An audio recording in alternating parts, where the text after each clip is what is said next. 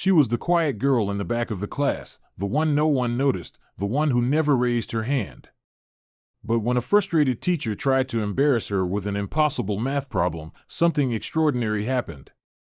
What followed wasn't just a solution on the board, it was a moment that changed everything. The bell rang with its usual shrillness, echoing through the wide hallways of Lincoln Heights Middle School in Detroit, Michigan. Eighth period math class was about to begin, and room 302 slowly filled with a mix of dragging sneakers, half-zipped backpacks, and the low buzz of teenage conversation. The fluorescent lights above flickered once before steadying into a soft, sterile glow. Students shuffled to their desks, some yawning, some scrolling through their phones before the last second. But back in seat 14, near the window with a view of the cracked parking lot, Naomi Carter sat already in place, quiet, composed, and invisible. 13 years old and African American, Naomi had mastered the art of disappearing in plain sight. She wasn't the kind of student teachers called on, not because she was a troublemaker, but because she gave them nothing to worry about. Her uniform was always neat, her homework always turned in on time. She spoke when spoken to, never raised her hand, never laughed too loudly, never lingered in the halls. She was a ghost in the system, floating from period to period with her head down and her voice tucked away in the corners of her mind. But what no one knew, not her classmates, not even her teachers, was that Naomi Carter loved math with a quiet passion that burned like fire behind her eyes. While the rest of the class doodled in their notebooks or scrawled answers they barely understood, Naomi filled the margins of her pages with complex equations far beyond 8th grade algebra. Quadratic formulas, geometric proofs, advanced variables, she solved them for fun and silence, her pencil moving like it was dancing to a rhythm only she could hear. It was her secret world, a place where everything made sense and no one could interrupt. Numbers didn't care how quiet you were. They didn't care what your skin color was or how invisible you felt. They only cared that you respected them. At the front of the classroom, Mrs. Strickland slammed a stack of papers onto her desk with a sigh sharp enough to slice the air in half. She was in her early 50s, with a tight bun, horn-rimmed glasses, and a reputation for running her classroom like a courtroom. Fair, but strict. No nonsense. No excuses. Today, her mood was darker than usual. She scanned the sea of slouched bodies and glazed-over stares, her lips pressed tight like she was trying to hold back something heavy. Her voice, when it finally cut through the air, was laced with disappointment. "This," she said, holding up a worksheet, "is basic algebra. Basic. And yet half of you look like I just handed you hieroglyphics." The room stilled. Conversations died mid-sentence. Even the boy in the back who always had earbuds tucked into his hoodie paused to glance up. Mrs. Strickland's gaze swept over the class like a spotlight, pausing just long enough on each student to make them squirm. Then she turned to the whiteboard, snatching up a marker. She began scribbling furiously, numbers and letters filling the board like some kind of coded language. The equation she wrote stretched nearly from one end to the other, a complex labyrinth of exponents, fractions, variables within parentheses, and more than one square root symbol. Murmurs rippled through the room. A few students leaned back in their chairs. One let out a low whistle. "Is that even legal?" someone whispered. Mrs. Strickland capped the marker and turned back around, arms crossed, a small smirk tugging at the corner of her mouth. "You want to play games? Fine. Let's see if anyone here can actually think." Her eyes scanned the room again, more slowly this time. Then they stopped. Seat 14. Naomi Carter. "Miss Carter," she said, her voice slicing through the silence like a blade. Naomi's head snapped up. Her heart stuttered. "You've been awfully quiet back there," Mrs. Strickland continued. "Let's see if you've been paying attention." Every head turned. Naomi felt 28 pairs of eyes burn into her all at once. Her face flushed hot. She hated this. Hated the spotlight, the attention, the way everyone suddenly remembered she existed.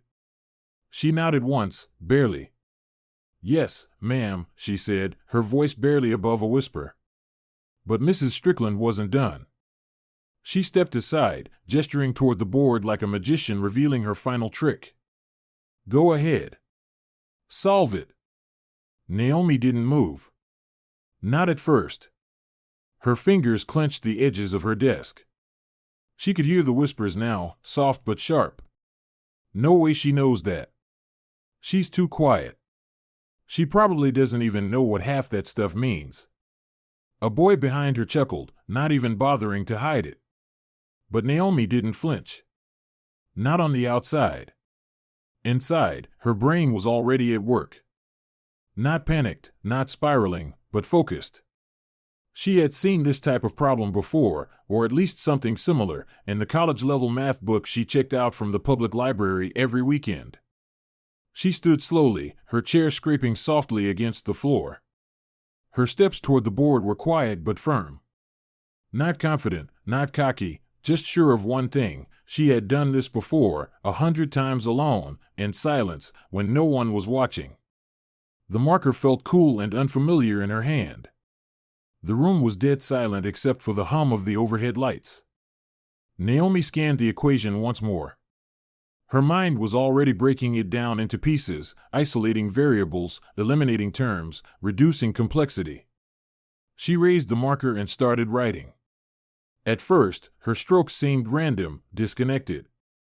A few students tilted their heads, trying to make sense of her approach. But then, like pieces of a puzzle falling into place, a pattern emerged. Naomi wasn't just solving the equation. She was unraveling it, dissecting it, taming it. Her movements were steady, methodical.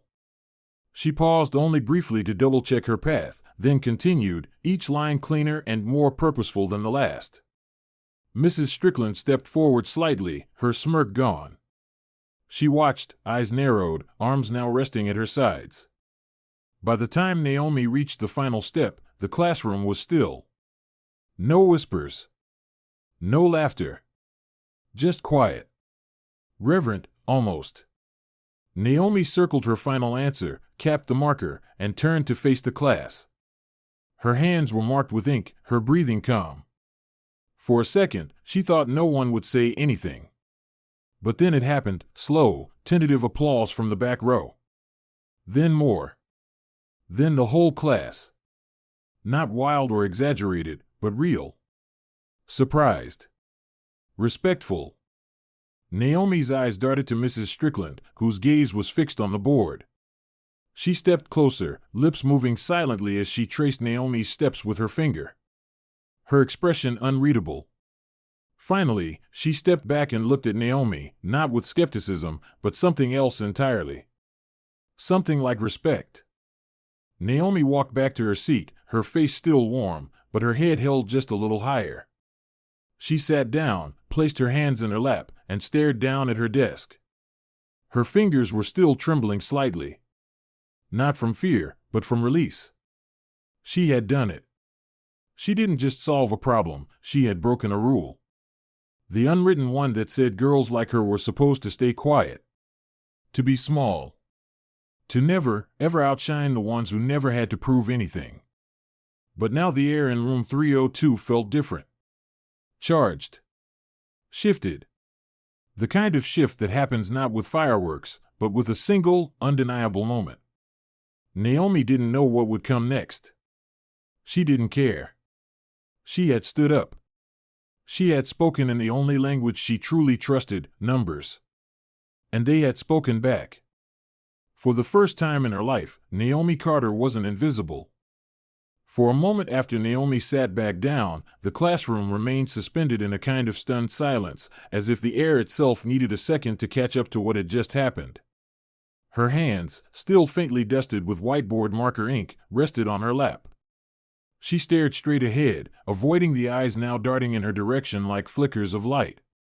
She could feel them, classmates whispering, eyebrows raised, mouths slightly parted, but she didn't turn to meet their expressions. She didn't need to. She already knew what they'd say. Or maybe, for the first time in her life, she didn't. That's what made it so strange. She'd been used to silence, used to the feeling of being overlooked, dismissed, mistaken for average simply because she never demanded attention. But the hush that filled room 302 now wasn't ignoring her, it was about her.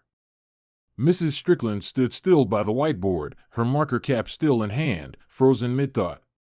Her gaze moved slowly from the last number Naomi had circled back to the start of the equation. She didn't speak right away. Instead, she traced her fingers across each step Naomi had written, silently following the process line by line. Her eyes, sharp and often unforgiving, softened with each calculation. It was as if she were watching the problem unfold all over again, but this time, through Naomi's lens. When she finally turned back to the class, her voice had lost its earlier frustration. "This," she said quietly, almost reverently, "this is what brilliance looks like." The words floated into the stillness and landed like sparks. Someone in the back clapped, just once, a sharp, uncertain sound, but then another followed, and another.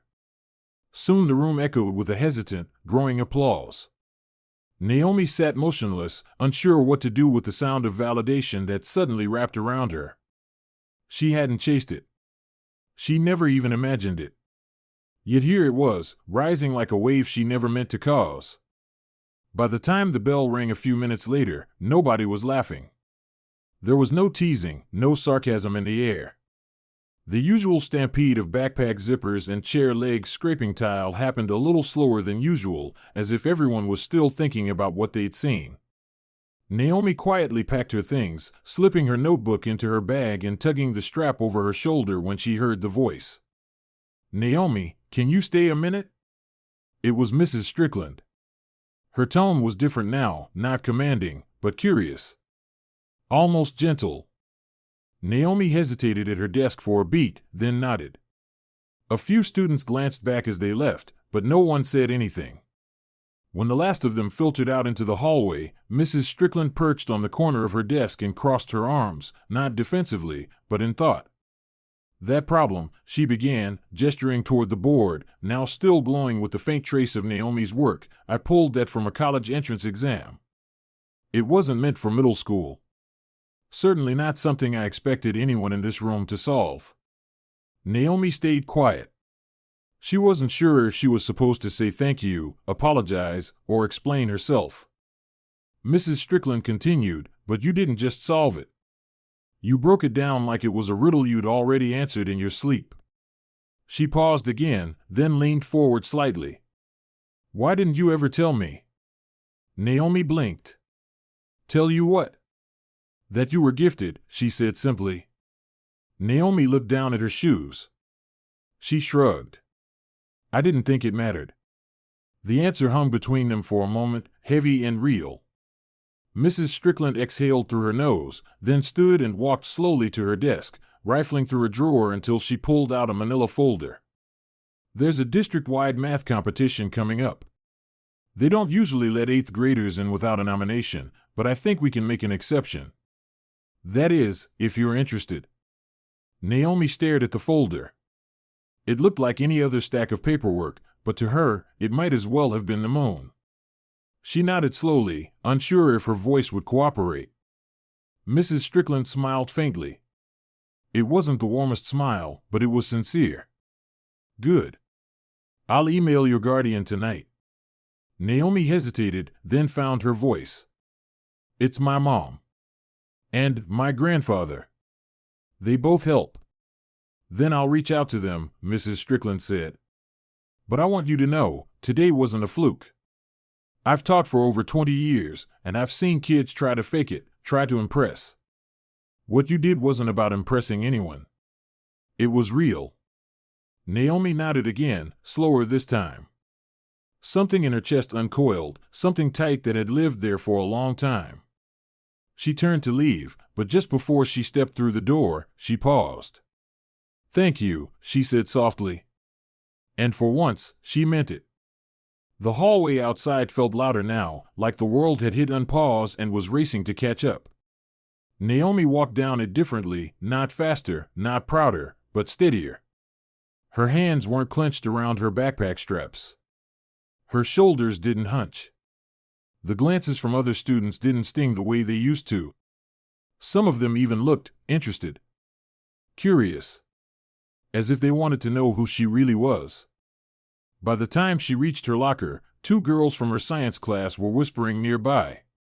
One of them, a tall girl with box braids and wide, skeptical eyes, looked up as Naomi passed.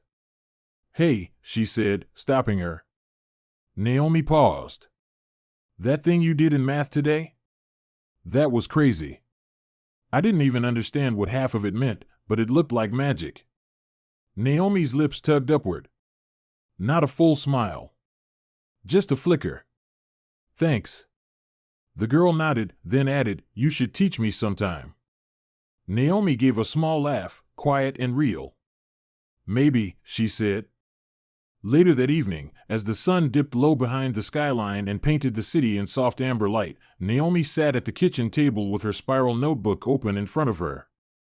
The smell of baked chicken drifted in from the stove, and the quiet hum of the old radio in the living room carried her grandfather's favorite blues station through the air.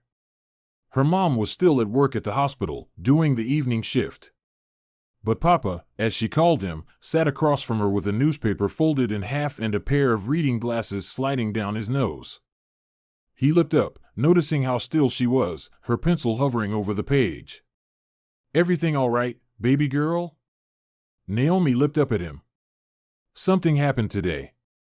She told him about the problem, about the board, about the clapping. About Mrs. Strickland. His eyes never left her face. When she finished, he leaned back in his chair and let out a low whistle.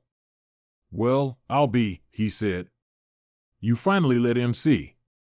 Naomi shrugged, but her eyes shimmered. "I didn't plan it."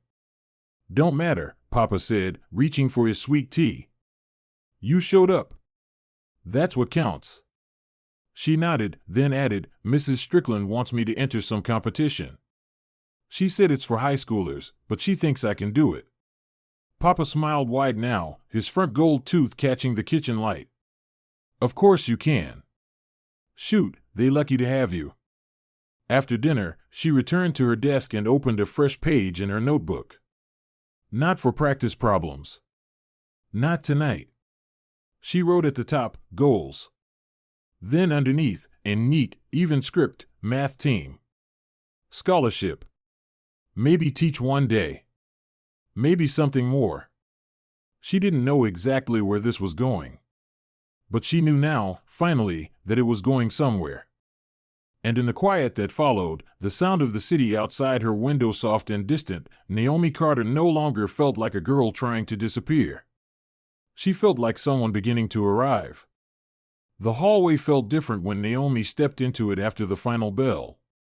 It wasn't louder or brighter, but the way people moved around her had shifted.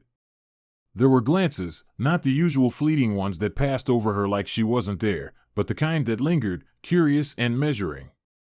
Some students whispered to each other as she walked past, not in mockery, not like before. This time it felt like something closer to recognition. A few nodded subtly when their eyes met hers. Naomi didn't know what to do with that. She wasn't used to being noticed. But she didn't shrink either. Her steps were quiet, but steady, carrying the weight of a moment that still hadn't quite settled inside her. Her mind kept replaying Mrs. Strickland's words, "This is what brilliance looks like." It echoed like a song she didn't know she'd needed to hear. And now it was stuck with her, not in a way that distracted, but in a way that gave her something new to hold on to. By the time she reached her locker, there were a few students still lingering nearby, loitering like always, laughing over TikToks and half-finished homework. One of the girls, Danielle, from her science class, leaned against the locker next to hers and gave her a look that wasn't quite teasing but wasn't quite serious either. "So," Danielle said, arms crossed, "you really knew how to do all that math stuff?" Naomi glanced sideways as she spun her lock. "Yeah, I guess." Danielle smirked, but there was respect behind it. "That was wild. You should have seen how Mr. Green looked after class. Like he forgot how to breathe." A boy nearby chimed in, "I thought Mrs. Strickland was gonna cry. She never gets impressed. Ever." Naomi smiled, barely, and focused on grabbing her things. She didn't want to linger in the spotlight. But she also didn't feel like hiding anymore. At lunch, the cafeteria was its usual chaos: overcooked pizza, clatter of trays, the steady hum of chatter layered with occasional shouts from across tables. Naomi found her usual seat, the one near the back window where no one ever sat too close. But today, that windowside solitude didn't last long. A group of 3 students, including Maya from English and Devin from gym class, casually slid into seats near her. No big announcement, no questions, just quiet companionship. Maya took a bite of her sandwich, glanced at Naomi, and said, "So, are you secretly a genius or something?" Naomi shook her head, trying not to laugh. "Not really. I like math." Devin nodded, chewing thoughtfully. "Well, that was legit. You made it look easy." The compliment sat strange in Naomi's chest. Not because it was unwelcome, but because she wasn't used to it. People had never complimented her for what she thought. They'd never even asked what she liked. This felt new. And it felt good. That evening, the kitchen smelled like home. The scent of cornbread and collard greens drifted through the house, mingling with the low murmur of the radio in the background. Naomi stood at the counter helping her grandfather slice sweet potatoes while her mom worked late at the hospital. "So what's this I hear about you making waves at school?" her grandpa asked, his voice smooth and warm like molasses. Naomi shrugged, but she couldn't keep the smile from her face. "I solved a math problem in class. A hard one." Everyone was surprised. He gave her a sidelong glance and nudged her elbow. "Surprised? Child, ain't nothing surprising about you being smart. Ben knew that." She laughed softly, wiping her hands on a towel. "It was different, though. The teacher, Mrs. Strickland, she said I was brilliant. In front of everyone." Her grandfather paused, knife still in hand. He looked at her for a long second, eyes glinting with something more than pride. "And how did that feel?" Naomi thought for a beat, then said, "Like I finally got to speak in my own way." He nodded slowly. "That's the thing about truth, baby girl. You don't always have to shout it. Sometimes, all you gotta do is stand up and let it walk into the room." Later that night, with her school bag tossed near the foot of her bed and the rest of the house settling into evening quiet, Naomi sat at her desk. Her spiral notebook was open to a fresh page, but she wasn't writing equations tonight. Not yet. Instead, she stared at the blank space like it held some secret just waiting for her to give it shape. She thought about how her hands had moved on the whiteboard earlier, how her voice had remained steady even when her knees felt like jelly. She remembered the way her classmates watched her, not laughing, not mocking, but listening. Really listening. Slowly, she picked up her pencil and wrote one word at the top of the page: dreams. Underneath, she wrote, math competitions. High school advanced placement. Scholarships. College. Then she paused, tapping her pencil against the page, before adding something else: teach one day. Help other kids like me.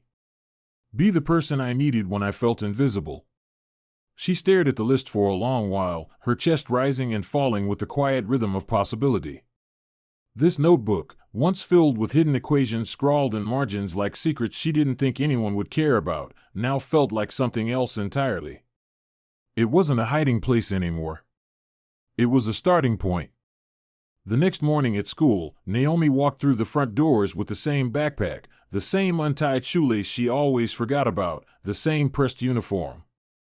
But something inside her had shifted. She didn't hunch her shoulders the way she used to. She didn't avoid eye contact in the hallway. And when she passed Mrs. Strickland on the way to homeroom, the teacher nodded at her, not just as another student in the crowd, but as someone whose presence now meant something more. Someone seen. By the end of the week, whispers about Naomi's math moment had spread beyond her own grade.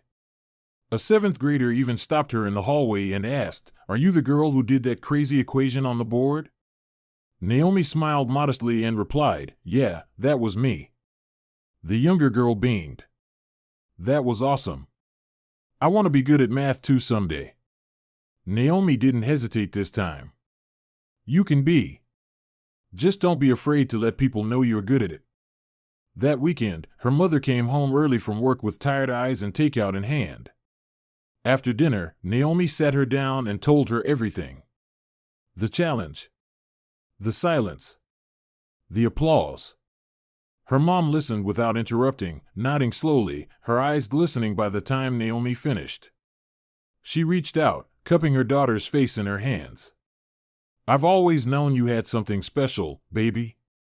I'm just glad the world is catching up." And maybe that was it, the most powerful shift of all. For so long, Naomi had measured her worth in quiet achievements and private victories no one ever saw.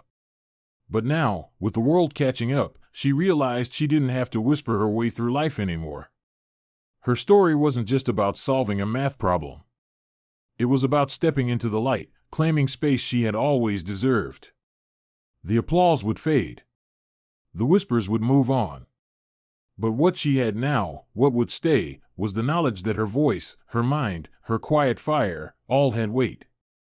As the sun set that night, casting a warm orange glow across her bedroom wall, Naomi flipped open her notebook again.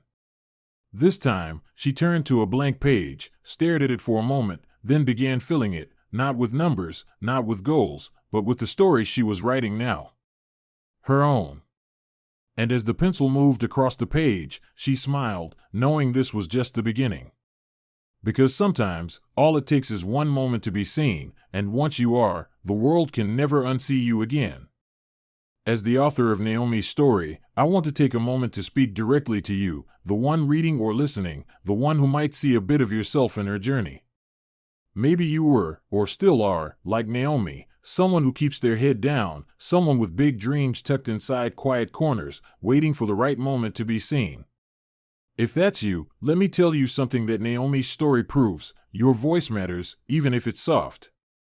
Your brilliance is real, even if it's hidden. And your moment is coming, even if it hasn't arrived yet.